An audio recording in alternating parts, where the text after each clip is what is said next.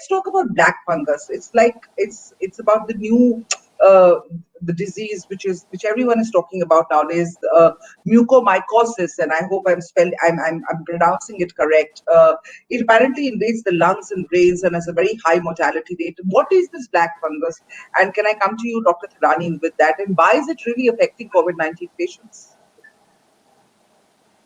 Yes, Aditi, now mucormycosis is a common mold which is found all across everywhere in the environment. It just loves moist climate, and the common bread mold also is a type of mucor for that matter. And Hmm. mucor is more or less there in the environment around us. It's been around for a very long time. Now, the reason why suddenly we're seeing a lot of mucormycosis in COVID patients is mainly because these patients have received some degree of steroids or tocilizumab. We've seen it occasionally in a patient who hasn't received anything, okay, but was constantly steaming. So probably contaminated humidifiers and contaminated steamers are also one of the sources for the patient directly inhaling, the fungal spores. And fungal spores are microscopic; you're not going to see them. So, maybe if we are doing steaming at home, also you can get mucor. So, excessive steaming is not advisable, first of all. Secondly, the steamers have to be thoroughly washed and disinfected every day. Otherwise, you can transmit mucor directly by inhaling it through your own steamer. Also, as medical practitioners, it's very important that we restrict the use of steroids and tocilizumab and other immunomodulators to the bare minimum that is needed to manage the patient. Because the more we compromise on the patient's immunity, the higher the risk we are putting the patient to for getting these infections. Let me come to you, Dr. Tickoo, with that. There was there's something that he talked about that Dr. Thadhani said that if you are inhaling or taking steam, which many of us are during these times, 2 or 3 times a day, what is excessive? What is excessive in steaming, and what could cause mucormycosis? Well, it's only if the supplies are contaminated or the water is contaminated. It's not just the steam which can give you the infection. So anyways, too much of steaming is not recommended. So maybe 2 to 3 times a day. We're giving too much importance to steam and gargling, I think. It's fine to do it, but don't overdo things. And there's not enough evidence, actually, scientific evidence, which says that it does really help. Even otherwise, pre-COVID days also. But it's harmless, so do it, but don't overdo it. And if the supplies are contaminated, then you can get. And coming to mucormycosis, I would like to add that, as Dr. Amit rightly said, because people who are immunocompromised, they are a high risk, and it doesn't happen to every other person. So somebody who's severely immunocompromised, diabetics, and cancer patients, transplant recipients, somebody who has an autoimmune disorder, is on steroids for a long time, and then gets severe COVID. Now, COVID itself reduces the immunity. On top of that, diabetes. And then when they're given high-dose steroids, there are certain centers or certain doctors which are using very, very high dose of steroids, which is not recommended. And steroids do help in reducing the inflammation in the lungs. But apart from that, what the steroids also do is that suppresses your immunity, increases your blood sugar to very high levels, and that makes you prone for even diabetic ketoacidosis, which is a life-threatening complication of diabetes. And then when you use, along with this, you use high-generation antibiotics and to prevent secondary infection, and then tocilizumab, which does suppress your immunity and makes you prone for infection. So in this setting, you are a high risk for severe infections like these opportunistic infections, especially like mucormycosis. And this has mortality of more than 50%. And the treatment is also very expensive, and even the surgery, which most of the patients need because you'll have rhinocerebral where sinuses or brain gets infected, or you can have a lung mucormycosis, or you can have skin cutaneous mucor, or you can have GI mucor. But if it's on the face, then you can lose your vision. You can have a very disfiguring surgery on your face.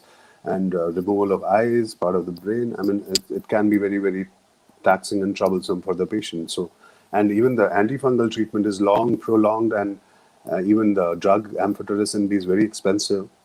So one has to use these drugs very, very judiciously. And when it comes to steroids in COVID, so one has to use them only in the second, at least after 5 days. The first 1 week is the viral replication phase. Don't use steroids during that phase. It's only after 5 to 6, 7 days that you can use it, especially on those people who have pneumonia, respiratory distress, or need oxygen. The Hmm. trials, also the recovery trial in UK, gave us enough evidence that it does work wonders when it's given to people who are on oxygen or who are desaturating or have pneumonia. Right. On the other hand, if you give it to people who have mild disease, it can increase the mortality.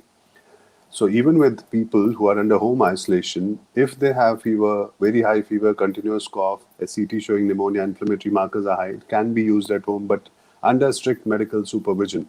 But ideally, it has to be used in a hospital setting with moderate to severe cases who have pneumonia, respiratory distress. So you can't start from day one, which we've been seeing. A lot of patients taking these methylprednisolone, prednisolone, dexamethasone from day one, day two, because the fever is not settling.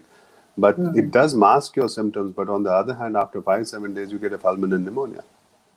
So be Yeah, careful. Mucor is the high mortality associated. It's like out of the frying pan and into the fire kind of situation, you know, hmm. where we have managed to save a patient who would have otherwise died, but he's ending up with mucor, and mucor can be really nasty. It's very, very difficult, very resistant to treatment. Whichever areas are affected, you need to surgically remove those areas. The eyeball and the nose being the two common areas which need to be removed just to cure the patient. Once it enters the brain, then the mortality is extremely high. What are the precautions that patients need to take? What are those particular steps that people can take to avoid mucormycosis? And you're saying it especially affects diabetes patients. Dr. Tiku? Well, your diabetes has to be under control to begin with. If it's uncontrolled, you anyway are at high risk for all sorts of infections, not only mucormycosis. So, diabetic patients have to make sure that their sugars are under control, especially if they get COVID. So, they have to get in touch with the endocrinologist or the physician who's sort of controlling their sugars. And on top of that, when you get steroids in COVID and you're a diabetic, the sugars do tend to go haywire. They go beyond the limits, sometimes 300, 400. So you might be on oral tablets and you might actually need insulin to control the sugar levels. But at times, steroids are indicated, and steroids are life-saving drugs in complicated severe COVID. So Hmm. it's a double-edged sword. So you have to use steroids, but at the same time, you have to make sure that the sugar levels are taken care of. So insulin is something which can be used under medical supervision. Usually it's done in the hospital, but even at home. So be in touch with your physicians. And for other immunocompromised patients who are on immunosuppressive drugs, and if they have COVID, then they have to stop immunosuppressants. Rheumatoid arthritis patients are on methotrexate, or transplant recipients are on immunosuppressant drugs.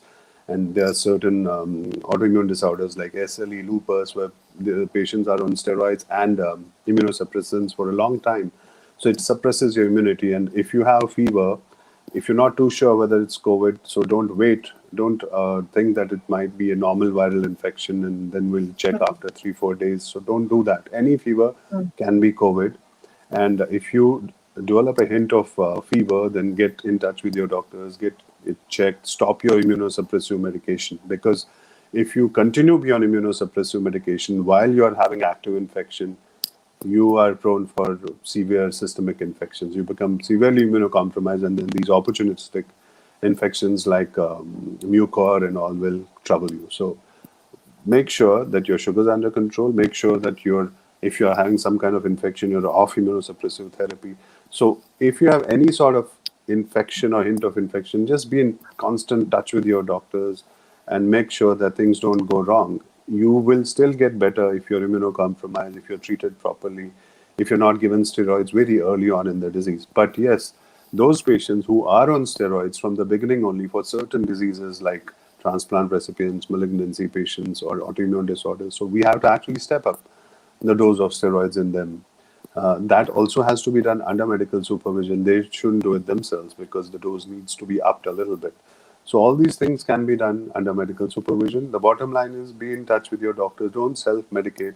And if there's any sort of issue, then don't keep it to yourself. Discuss it with your doctors. Any particular food that we should be consuming or not consuming to curb the black fungus? Sugary stuff should be avoided. Go easy on the sugars because COVID patients who have severe COVID are on steroids and sugars are high. And foods, carbs, low carb diet, go very easy on sugars because if your sugars spike, then you again become high risk for these infections. Otherwise, even otherwise with COVID, have a light diet, have light meals, have a balanced diet. You can eat everything, proteins, fats, carbs, but go easy Right. on the carbs, go easy on the sugars and fats, I would say.